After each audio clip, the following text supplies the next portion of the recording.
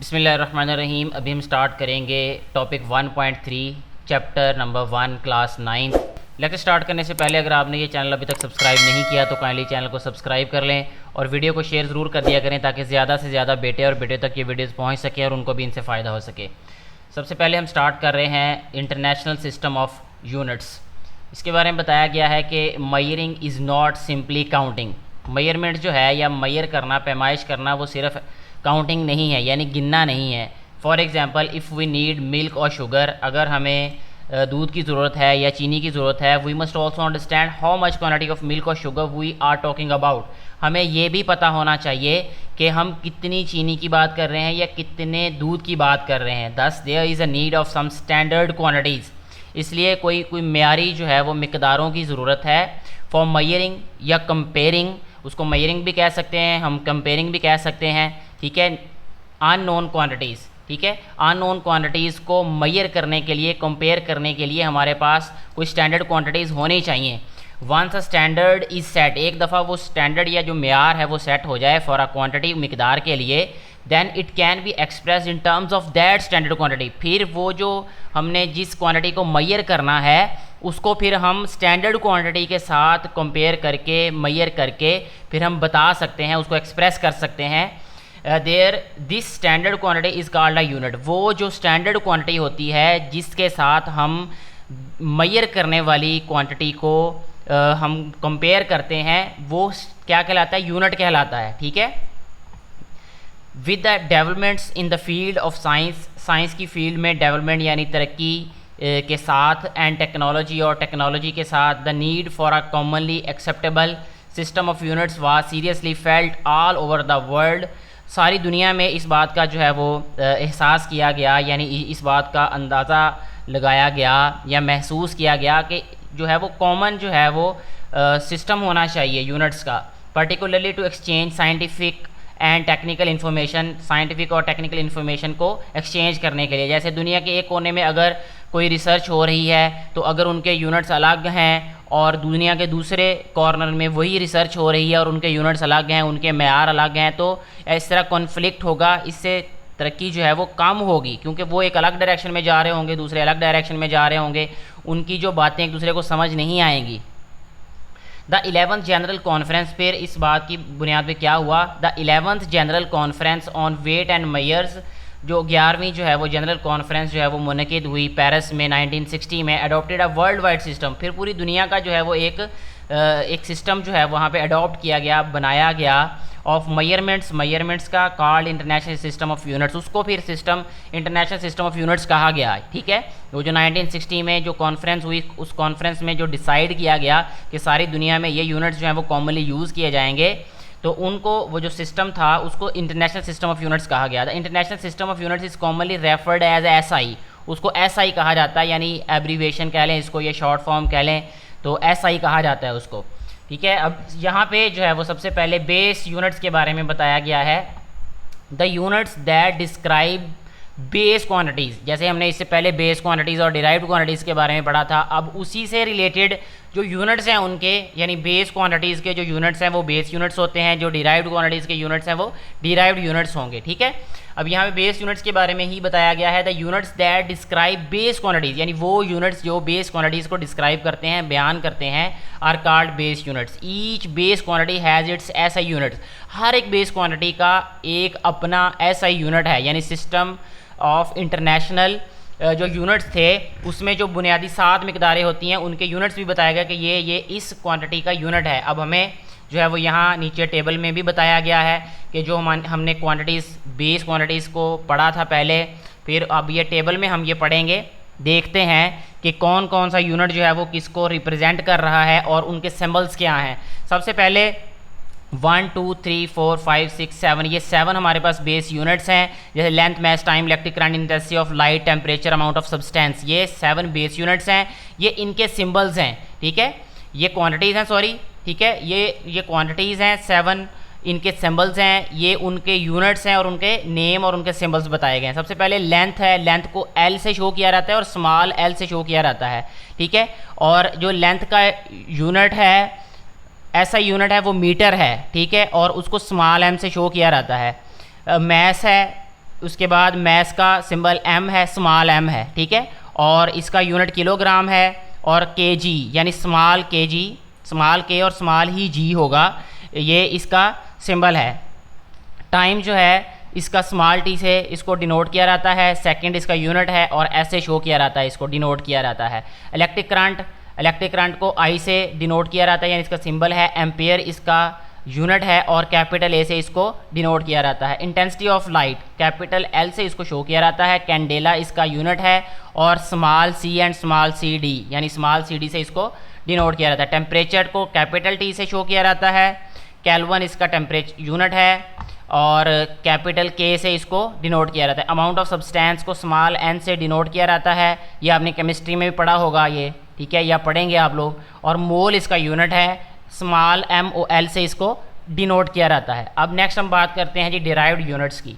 The units use to measure derived quantities are called derived units, ठीक है, ये बहुत ही आसान है इनकी डेफिनेशन के जो बेस क्वांटिटीज़ के यूनिट्स हैं वो बेस यूनिट्स होंगे, जो डिराइव्ड क्वांटिटीज़ के यूनिट्स हैं वो डिराइव्ड यूनिट्स होंगे। Derived units are defined in terms of base units, जो डिराइव्ड यूनिट्स हैं वो बेस यूनिट्स के टर्म्स पे उनको डिफाइन किया जाता है, उनको एक्सट्रैक्ट किया जा सकता है, आप ये भी कह सकते हैं। And are obtained by multiplying और डिवाइडिंग वन और मोर बेस यूनिट्स। फिर इनको कैसे हासिल किया जाता है कि बेस यूनिट्स को एक या एक से ज़्यादा बेस यूनिट्स को डिवाइड या मल्टीप्लाई करके हम डिराइव्ड यूनिट्स हासिल करते हैं with each other. The unit of area metre square, area क्योंकि लेंथ मल्टीप्लाई बाय विड्थ होता है, दैट्स वाई लेंथ का यूनिट भी मीटर होता है और विड्थ का यूनिट भी मीटर होता है, तो यहाँ मीटर स्क्वायर लिखा हुआ है। And the unit of volume is metre cube, क्योंकि वॉल्यूम जो होता है वो लेंथ विड्थ और हाइट का प्रोडक्ट होता है, इसलिए यहाँ मीटर क्यूब लिखा हुआ है उसका unit. Are based on the unit of length which is metre, ठीक है, और ये लेंथ पे बेस करते हैं दोनों, ठीक है, लेंथ और विड्थ। असल में विड्थ भी लेंथ ही होती है। आपने 5 क्लास में, अगर आपको कुछ थोड़ा सा याद हो, 5 क्लास की मैथ में भी ये बताया गया था कि एरिया जो होता है वो लेंथ मल्टीप्लाई बाय लेंथ ही होता है, ठीक है। तो लेंथ विड्थ और हाइट असल में लेंथ्स ही हैं ये, which is metre. Thus the unit of length is the base unit while the unit of area and volume are derived units, ठीक है। जो हमारे पास लेंथ है वो बेस यूनिट है, और एरिया और वॉल्यूम का जो यूनिट है वो डिराइव्ड यूनिट्स हैं। Speed is defined as distance covered in unit time, speed जो है इसको डिफाइन किया जाता है distance covered in unit time, therefore its unit is metre per second. In the same way the unit of density, force, pressure, power, etc. can be derived using one or more base units. Some derived units and their symbols are given in the table. यहाँ पे table में दिए गए हैं, मैं एक लम्हे के लिए आपको यहाँ से बता देता हूँ, लेकिन हम यहाँ पे डिराइव भी करेंगे कि कैसे ये डिराइव हुए, यानी स्पीड का यूनिट कैसे डिराइव हुआ, एक्सेलरेशन का, वॉल्यूम का, फोर्स का, प्रेशर का, ठीक है, डेंसिटी का। चार्ज का यूनिट जस्ट आपको मैं बता देता हूँ कि ये कूलम होता है, और इसको C से या AS से शो किया जाता है, ठीक है। अब जो बाकी जितने भी यूनिट्स हैं यहाँ पे दिए गए वो अभी आपको मैं बताता हूँ कैसे डिराइव हुए। सबसे पहले अगर वॉल्यूम की बात करें तो यहाँ क्योंकि हमारे पास वॉल्यूम से पहले एक्सेलरेशन और स्पीड भी है, ठीक है, तो ये हम ऊपर इसको ले जाते हैं थोड़ा सा स्क्रॉल करके। तो सबसे पहले देखें हमारे पास स्पीड यानी वेलोसिटी है। वेलोसिटी का जो फार्मूला होता है बेटे वो होता है डिस्टेंस अपॉन टाइम, यानी rate of change of distance with respect to time is called its velocity, ठीक है, ये इसकी डेफिनेशन होती है। और इसका फार्मूला भी ऐसे ही होगा कि डिस्टेंस को अगर हम टाइम पे डिवाइड करें तो हमारे पास वेलोसिटी यानी स्पीड आ जाएगी। इसको v से शो किया जाता है, डिस्टेंस को s से शो किया जाता है, और टाइम को स्मॉल t से शो किया जाता है। और जो डिस्टेंस होता है उसका जो हमारे पास यूनिट होता है वो मीटर होता है, और टाइम का यूनिट सेकंड होता है। तो जब सेकंड नीचे से ऊपर जाएगा ये -1 हो जाएगा, यानी इसको हम पढ़ेंगे मीटर पर सेकंड, ठीक है। तो ये मीटर पर सेकंड जो है ये इसका यूनिट हो जाएगा वेलोसिटी का। जैसे यहाँ पे देखें ये मीटर पर सेकंड ही दिया हुआ है यहाँ पे। इसके बाद सेकंड नंबर पे है एक्सेलरेशन। एक्सेलरेशन क्या है? Rate of change of velocity with respect to time, ठीक है। तो वेलोसिटी v से शो किया जाता है, टाइम को t से, एक्सेलरेशन को a से। वेलोसिटी का यूनिट अभी हमने ऊपर फाइंड किया है, ये देखें मीटर पर सेकंड होता है, यही यहाँ पे पुट किया, और टाइम का यूनिट सेकंड होता है। जब ये सेकंड ऊपर जाएगा तो ये -1 हो जाएगा, ये देखें यहाँ पे, ठीक है। इसको -1 राइट कर दिया, फिर दोनों -1 ये पावर्स ऐड हो जाएंगी तो मीटर पर सेकंड स्क्वायर हो जाएगा। ये इसको मीटर पर सेकंड स्क्वायर पढ़ते हैं, या इसको मीटर पर सेकंड भी कह सकते हैं आप मेरा बेटा, ठीक है। नेक्स्ट जो है वो थर्ड नंबर पे वॉल्यूम है। तो वॉल्यूम का यूनिट जो है वो इस तरीके से फाइंड होगा, ये लेंथ, विड्थ और हाइट का प्रोडक्ट होता है जो वॉल्यूम है, ठीक है। और हमने ये भी देखा अभी थोड़ी देर पहले आपको पैराग्राफ में ये बात हम पे पढ़ी है कि जो लेंथ, विड्थ और हाइट है असल में ये लेंथ्स ही हैं, तो लेंथ का यूनिट मीटर होता है, तो यहाँ मीटर मल्टीप्लाई बाय मीटर हो जाएगा ये, तो मीटर क्यूब आ जाएगा ये, ठीक है, इसको क्यूब पढ़ते हैं। इसके बाद फोर्स है, ठीक है, फोर्स का यूनिट कैसे डिराइव होगा, फोर्स का यूनिट देखें, इसका फार्मूला होता है फोर्स का मैस मल्टीप्लाई बाय एक्सेलरेशन, ठीक है, product of mass and acceleration is force, ठीक है। अब फोर्स को F से शो किया जाता है और मैस को स्मॉल m से, एक्सेलरेशन को a से। मैस का यूनिट होता है किलोग्राम, ये देखें यहाँ किलोग्राम राइट कर दिया, और एक्सेलरेशन का यूनिट अभी हमने ऊपर फाइंड किया है विच इज़ मीटर पर सेकंड या मीटर पर सेकंड स्क्वायर है, तो kilogram metre per second square है। इसको हम न्यूटन भी बोलते हैं, आपने ये याद रखना है आने वाले वक्त में कि जो न्यूटन है वो असल में किलोग्राम मीटर पर सेकंड के इक्वल होता है, मीटर पर सेकंड स्क्वायर भी बोल सकते हैं इसको। इसके बाद नेक्स्ट जो यूनिट है वो है हमें दिया गया प्रेशर का, ठीक है। प्रेशर का यूनिट क्या है, प्रेशर का असल में फार्मूला होता है फोर्स पर यूनिट एरिया, ठीक है। फोर्स पर यूनिट एरिया जो है यहाँ पे राइट कर दिया हमने, तो फोर्स का यूनिट क्या होता है, अभी हमने पढ़ा न्यूटन है ये, ठीक है। आप इसको न्यूटन भी राइट कर सकते हैं, और इसके अलावा इसको ये भी राइट कर सकते हैं किलोग्राम मीटर पर सेकेंड स्क्वायर, ठीक है, मीटर पर सेकेंड। अच्छा, अब यहाँ पे हमने न्यूटन राइट कर दिया इसको, न्यूटन, और ओवर में है एरिया। एरिया होता है लेंथ मल्टीप्लाई बाय विड्थ, यानी मीटर मल्टीप्लाई बाय मीटर ही आ जाएगा जब इसका यूनिट हम राइट करेंगे, यहाँ पे ये देखें, ठीक है। और ये आ जाएगा न्यूटन पर मीटर स्क्वायर, ठीक है। यहाँ पे भी ये देखें न्यूटन पर मीटर स्क्वायर लिखा हुआ है,